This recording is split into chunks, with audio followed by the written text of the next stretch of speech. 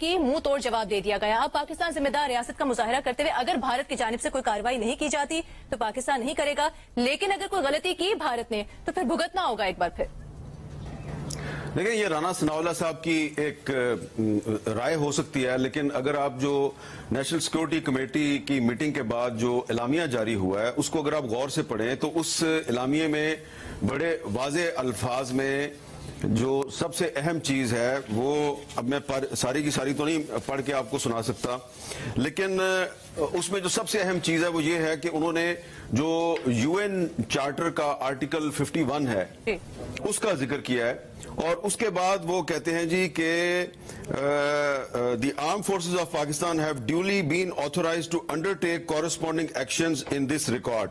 और वो आर्टिकल 51 क्या है कि सेल्फ डिफेंस, कि हमने सेल्फ डिफेंस में पाकिस्तान की आर्म फोर्सेस को ये इख्तियार दे दिया कि वो अब अपनी मर्जी के मुताबिक कोई भी कार्रवाई कर सकते हैं। तो जो कल रात को जो कार्रवाई हुई जिसमें इंडिया के 5 जहाज गिराए गए, एक ड्रोन गिराया गया, वो दरअसल का अटैक था। आपने उस अटैक को रोकने की कोशिश की, लेकिन उन्होंने सिविलियंस को टारगेट किया।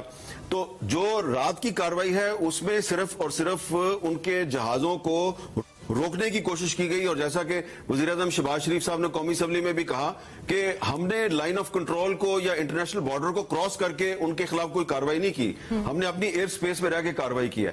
तो अब वो तो एक कार्रवाई थी, वो तो सेल्फ डिफेंस था।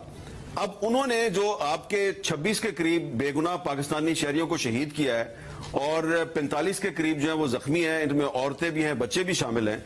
तो अब जाहिर बात है अगर इंडिया ने जो पहलगाम में जो 26 लोग मारे गए और जिनके मारे जाने में पाकिस्तान का कोई हाथ नहीं था और एक झूठे इल्जाम की बुनियाद पे उसने हमला कर दिया, तो आपके पास तो एविडेंस है, इंडिया के पास तो एविडेंस नहीं थी। आपने तो अपनी एविडेंस आज इंटरनेशनल मीडिया को दिखा दिया कि औरतों और बच्चों को मारा है। तो अब उनका बदला तो आपने लेना है, तो वो बदला लेने के लिए आप कुछ भी कर सकते हैं। और यूएन चार्टर का आर्टिकल 51 जो है वो आपको इसका राइट देता है कि आपने ये काम भी सेल्फ डिफेंस में करना है। दूसरी बात जो सबसे ज्यादा अहम है वो ये है कि जो आज इंडिया के बहुत से एयरपोर्ट्स हैं, 16 एयरपोर्ट जो हैं वो बंद कर दिए गए हैं। और मेरे पास वो पूरी लिस्ट है कि इंडिया के जो 16 एयरपोर्ट आज बंद किए गए हैं, इनमें सिर्फ वो एयरपोर्ट नहीं जो पाकिस्तान की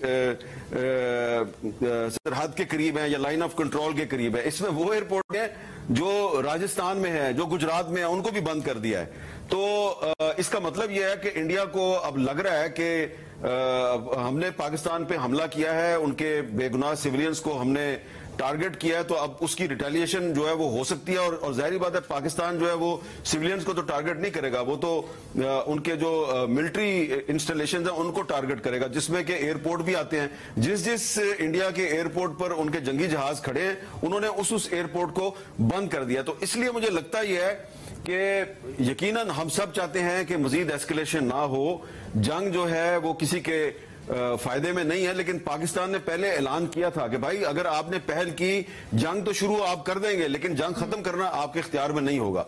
तो मुझे लगता है कि अब जो इंडिया ने अपने 16 एयरपोर्ट बंद किए हैं तो इसका मतलब यह है कि इंडिया को काफी खदशा है, खौफ लाहक है कि पाकिस्तान की तरफ से अब जवाबी कार्रवाई हो सकती है। और पाकिस्तान के पास इस वक्त एक जदीद टेक्नोलॉजी है। पाकिस्तान ने अपनी जो जदीद एयर डिफेंस की टेक्नोलॉजी है उसका मुजाहरा किया है। आज सुबह उनके 4 जहाज जो हैं वो डॉग फाइट में गिराए गए हैं, एक जहाज जो है एयर डिफेंस सिस्टम ने गिराया है। तो हम अभी भी उनकी जो एयर स्पेस है उसमें दाखिल हुए बगैर अभी भी हम इंडिया के किसी भी एयरपोर्ट को, उनकी किसी भी फौजी तनसीबात को हम without crossing the international border हम टारगेट कर सकते हैं। और ये राइट जो है अब आपको यूएन चार्टर के आर्टिकल 51 ने दिया है। तो मुझे लगता है कि बिलावल साहब की तकरीर को भी सामने रखे, शहबाज शरीफ साहब की तकरीर को भी सामने रखे, मुझे लगता है कि ये ऑप्शन इस्तेमाल होगा।